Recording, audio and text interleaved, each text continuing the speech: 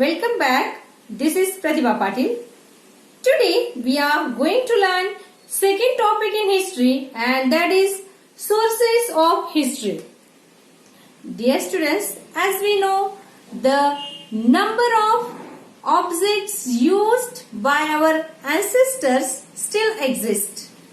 Some inscriptions from the past have been recorded.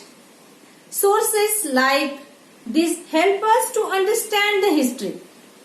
History can be learnt through different customs, traditions, folk arts, folk literature, as well we can say the historical documents. So all these are known as sources of history.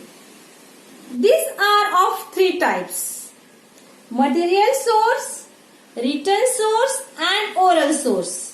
Material source, written source and oral source. So let's see one by one in detail. Material sources.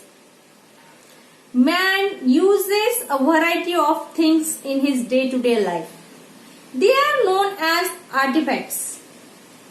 Artifacts used by human in the past provide us the valuable information in the life of the ancient time. We decide the period of ancient artifacts like earthen pots by studying the shape, color and design of the ancient potters. The ornaments and the other artifacts throw the light on the social interaction. We get the information about the diet of the people from the remains of food grain, seeds and bones of animals which found in the excavations.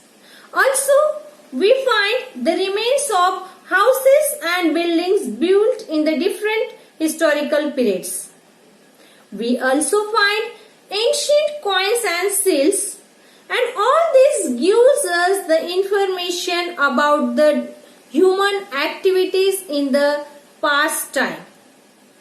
All such artifacts, articles and monuments or their ruin are called material sources of history. Next, written sources. Stone Age people have recorded many events and expressed their emotions in the paintings on the rocks. It was only after thousands of years that man learned the art of writing. In the beginning, humans used symbols and signs to record their thoughts and ideas. However, it took thousands of years for the script to develop from this. In the beginning, man wrote on potters, unbaked bricks using the pointed objects. He also used birch tree bark to write on. As his experience and knowledge increased, he began to write in different ways. He began to record the events that took place around him. Accounts of the proceeding of the royal courts were also written systematically.